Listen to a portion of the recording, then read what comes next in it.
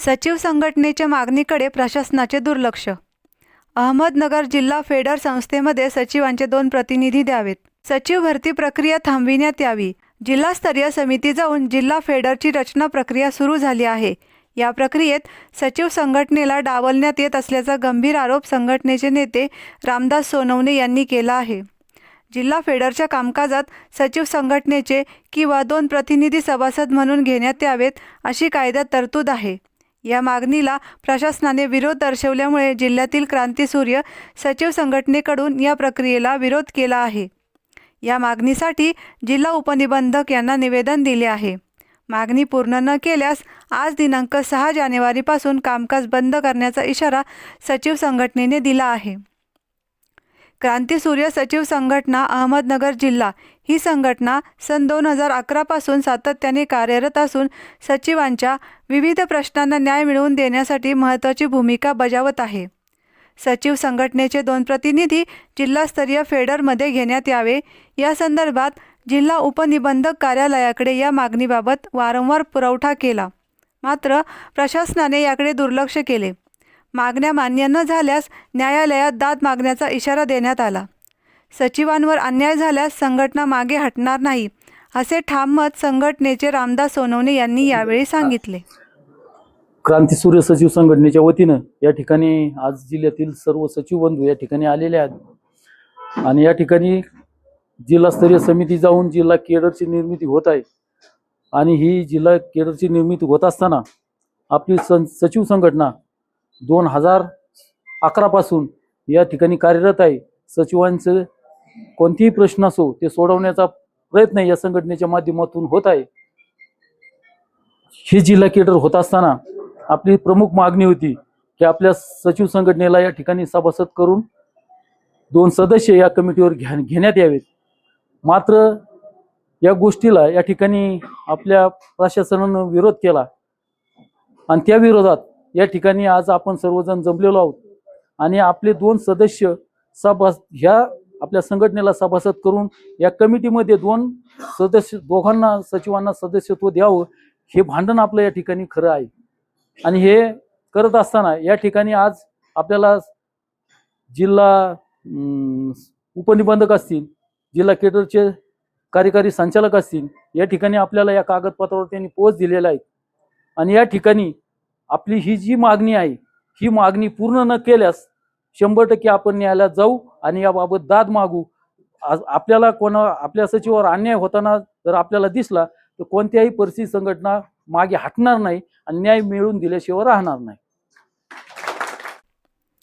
आशुतोष गावखरे म्हणाले की दिनांक 5 ऑगस्ट 2025 रोजी शासनाने फेडरची स्थापना केली, ज्यामध्ये नियमांनुसार विद्यमान संघटनेचे 2 प्रतिनिधी असणे बंधनकारक होते. मात्र संघटनेने सादर केलेल्या अर्जाला प्रशासनाने नकार दिला आणि कोणतीही चर्चा न करता थेट टेंडर प्रक्रिया सुरू केली.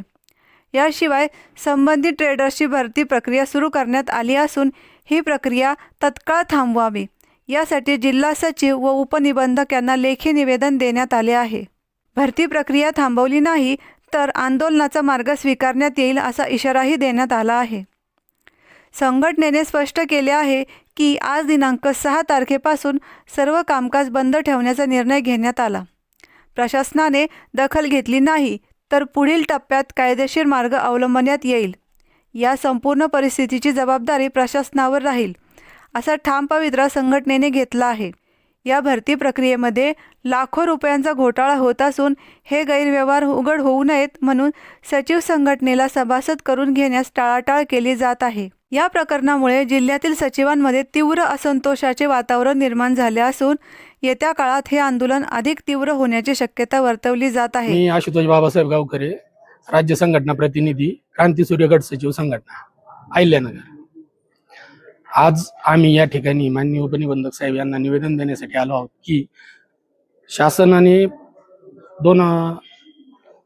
5/8/25 रोजी जो शासन निर्णय घेऊन पूर्वीच्या केडरची पुनर्स्थापना केली, त्यामध्ये पोटनियमानुसार विद्यमान संघटनेचे 2 प्रतिनिधी असणं आवश्यक होतं. परंतु त्यांनी आमच्या अर्जाला पोच न देता त्यांनी त्यांचे केडरचं कामकाज चालू केलं आणि त्यांची भरती प्रक्रियेचं कामकाज सुरू असल्यामुळं आम्ही ते थांबवण्यासाठी माननीय उपनिबंधक साहेब अहिल्यानगर यांच्याकडे येऊन निवेदन दिलेलं आहे की तात्काळ सामिलीकरणाची प्रक्रिया थांबवण्यात यावी, निर्णय घेण्यात यावे.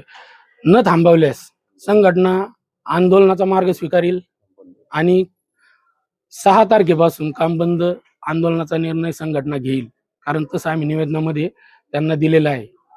आणि जर तसं न झालं पुढं भविष्यात कायदेशीर मार्गाचा अवलंब करण्यासाठी संघटना तयार आहे आणि करणार आहे. होणाऱ्या परिणामाची जबाबदारी ही संपूर्ण प्रशासनाची राहील. मी अंबादास पर्वती दातीर, अकोले तालुका प्रतिनिधी, जिल्हास्तरीय समिती अहमदनगर. तर आज या ठिकाणी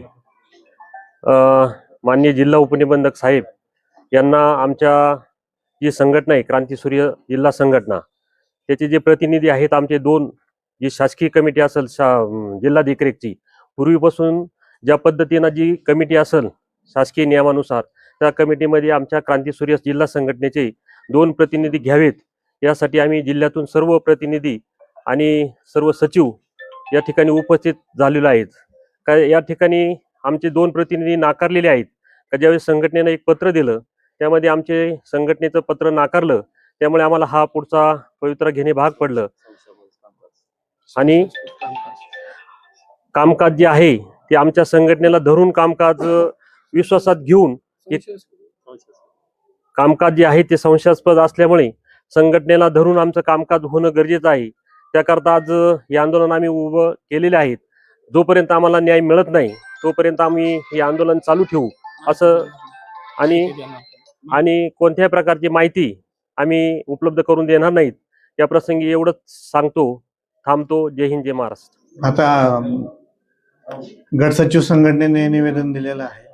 त्यांची मागणी आहे की जिल्हा देखरेख संघामध्ये त्यांचेच 2 प्रतिनिधी घ्यावेत, कारण सध्या केडरमध्ये तेच सचिव आहेत आणि जे संस्थानियुक्त सचिव आहेत जिल्हास्तरीय समितीने मान्यता दिलेली आहे, त्यांची नियुक्ती तोपर्यंत करू नये असं त्यांनी निवेदन दिलेलं आहे आणि चर्चा केलेली आहे. त्यानुसार आता वरिष्ठ कार्यालयाचं मार्गदर्शन घेऊन जिल्हा देखरेख संघाला योग्य ती कारवाई करण्याबाबत कळवण्यात येईल. प्रतिनिधी दीपक कासवा, अहिल्यानगर.